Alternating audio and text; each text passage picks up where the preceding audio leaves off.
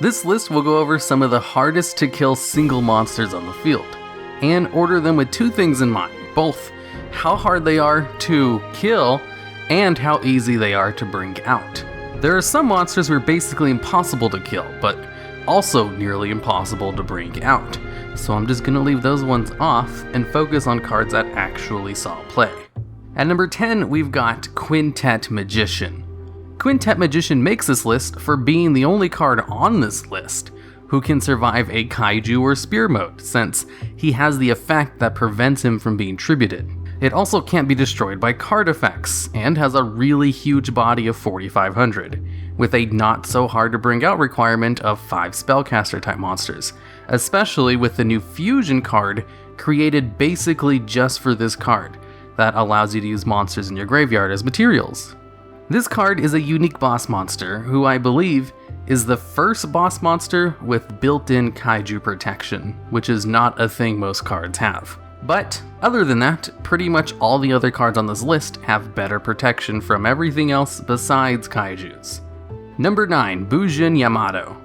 Now, right out of the gate, this card doesn't really have any protection. But that's because the point of this card is to provide a ton of protection through his effect and support cards. Yamato allows you to search any BUJIN from your deck, and then send a card from your hand to the graveyard during the end phase, which is great for setting up your graveyard with protection.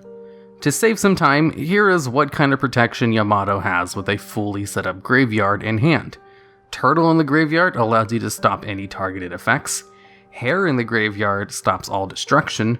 Crane and Honest in the hand stops all battle destruction, and allows it to beat over almost anything.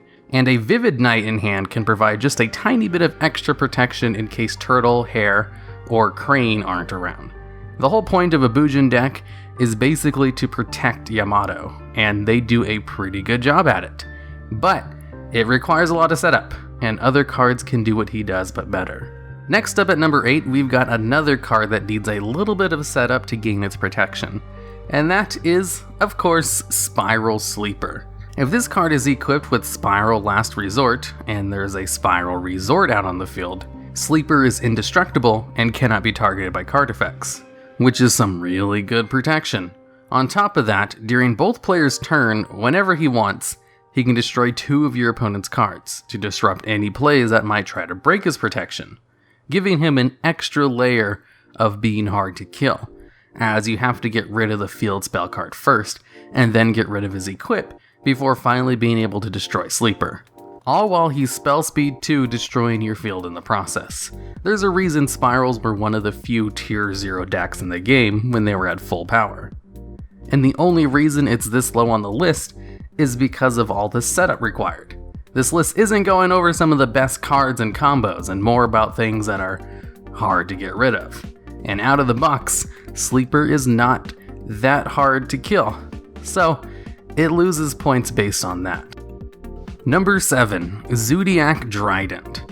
ZOODIAC Drident is like Spiral Sleeper in that he needs setup to gain his hard to kill status, only the protection is located inside of the card itself. Drident, with full setup, can destroy 1 card on the field during both players' turns, banish any card that battles it, and negate monster, spell, and trap effects that target him. Part of the reason this card was so hard to take out was because of its disruption with the spell speed 2 destruction effect, its battle hardiness due to Whiptail banishing anything that battled it, and its ease of access. Drident was super easy to bring out and set up. Fully setting him up with targeted protection was a lot harder and rarely done, but since you could bring out another one so quickly and efficiently, it was really hard to take out, as it could just disrupt everything you did and stay around as a pest. So while it may not have had as much protection as Sleeper, it was a lot easier to bring out and set up, which I think makes it slightly harder to take out. And there's a good reason why Drident is currently banned, and why they limited all the cards around Sleeper and not Sleeper himself. Number 6, Herald of Perfection. Now, this card has no battle or card effect immunities. Everything can destroy him, but that's if you can get those effects to resolve. Herald of Perfection, with its reasonably high defense of 2800 and ease of summoning, can just negate everything If your opponent activates a card, you can send one fairy-type monster from your hand to the graveyard to negate it. And good luck trying to bring out a monster with more than 2800 attack without activating any effects. Herald to Perfection decks are all about having ways to stuff your hand with fairy-type monsters. So the only way to get rid of this guy is to basically try to out-resource your opponent and just hope they run out of fairy-type monsters before you run out of cards to activate. As even the ritual card needed to bring Herald out allows you to potentially add a fairy-type monster back to your hand to fuel its negates further. Number 5, First of the Dragons. This card is very easily brought out by just fusing any 2 normal monsters. It can also be brought out with Dragon's Mirror, using cards in your graveyard, and its effect basically makes it immune to monster effects, and it can't be destroyed by battle, except by a normal monster. Almost 90% of decks don't run a normal monster strong enough to take this guy out, and with monster effect removal being the most commonly used type of removal, you have to rely on spells and traps to take it out. And some decks just straight up don't have that type of removal, or effect negation to take it out, so it's impossible for some decks to kill it. Not all, of course. Most decks run a Raigeki, which can take it out. Also, most decks run Infinite Impermanence as well, which are probably the only 2 common ways for an average deck to have a chance at removing it. Number 4, Super Quantal Mech King Great Magnus.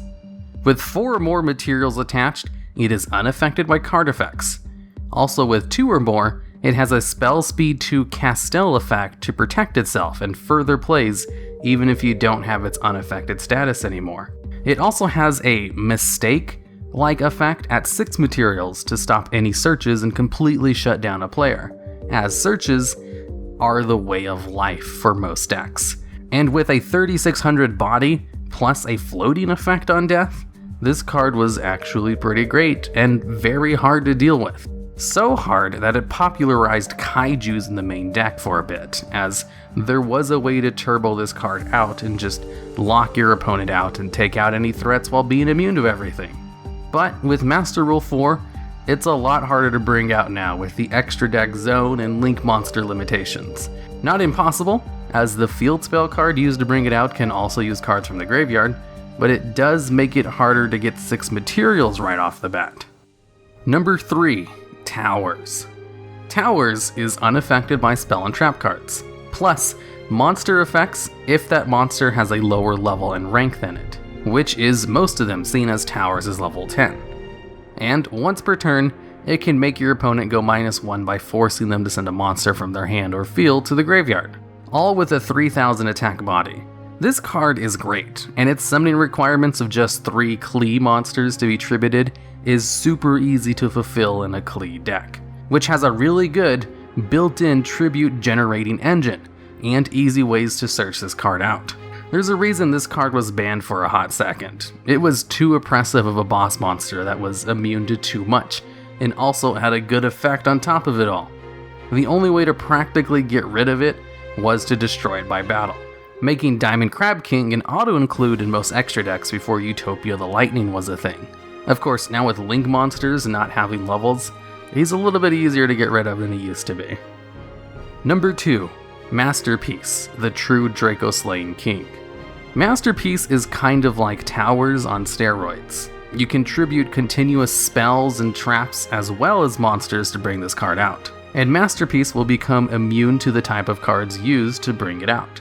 So, if you tributed a monster and a spell card, for example, it will be immune to monster and spell card effects while on the field, basically making it so you can choose which of these 3 card types you want to be immune to. Also, it has spell speed 2 destruction, just like Sleeper and Drident.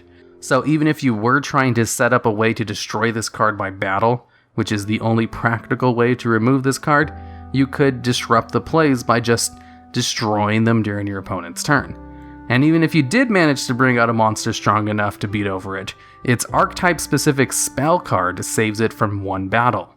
So, with the ability to be immune to 2/3 of the cards in the game, spell speed 2 destruction, and a good field spell card that can protect it from battle, Masterpiece is really hard to get rid of, and is currently banned for that, because on top of all of that, it's really easy to bring out in its deck. So what can beat Masterpiece? Well, I'm sure some people would argue Towers is better, and I'm honestly only putting the number 1 on this list over Masterpiece for being, well, let's just head into it. Number 1, RAIDRAPTOR Ultimate Falcon. Just to be clear, Ultimate Falcon is not a better card than Masterpiece or Towers. I'm not trying to say that. Half the cards on this list are better and more useful. Ultimate Falcon, though, is one of the hardest cards to get rid of, though. Ultimate Falcon has the effect of just straight up being unaffected by other card effects. So there's no negating its effect, there's no removing it from the field with monster effects, it's just not going anywhere unless you beat over it with battle or kaiju it. Ultimate Falcon has 3500 attack, which means the only commonly used extra deck card that can beat over it is Utopia the Lightning. Towers and Masterpiece are killed by it too, but there are a lot more ways to get up to 3000 attack than 3500 attack, and that 500 extra attack points that Ultimate Falcon has is actually just a much harder hurdle to overcome. Also, Ultimate Falcon is one of the easiest to go into monsters with an unaffected by everything status. Most cards with this effect are incredibly hard to bring out monsters, or require certain conditions to be unaffected. But Ultimate Falcon just has it baseline. If there's any card printed that can allow you to cheat out a monster from your extra deck, like Waking the Dragon, Ultimate Falcon is usually one of the best monsters to bring out with those effects.